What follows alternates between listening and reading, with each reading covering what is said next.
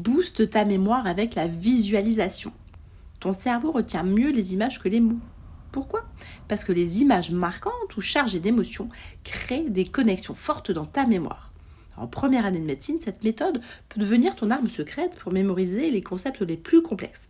Voici comment ça marche. Tout d'abord, transforme les informations en images. Lis ton cours et choisis ce que tu veux mémoriser. Un schéma, une liste, un concept. Ensuite, associe chaque notion à une image drôle, exagérée ou marquante. Alors, plus c'est bizarre, mieux c'est. Par exemple, le glucose devient une énorme boule de sucre qui roule sur un tapis roulant pendant la glycolyse. Les alvéoles pulmonaires, des grappes de raisin qui explosent de bulles d'air. Deuxièmement, crée une histoire pour retenir plus facilement.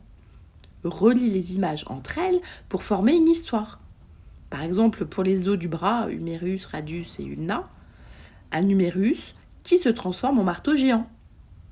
Un radius qui devient une antenne radio. Une ulna en forme de lune.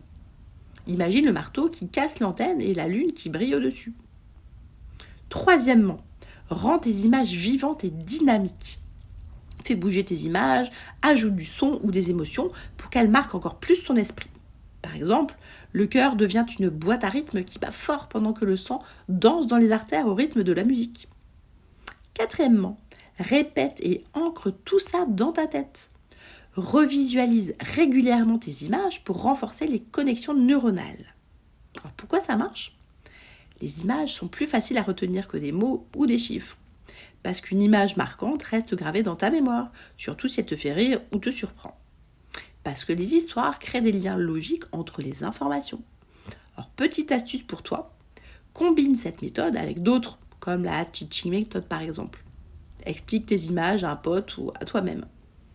Alors maintenant, choisis un cours difficile, transforme-le en image mentale et raconte-moi ton histoire. Let's go!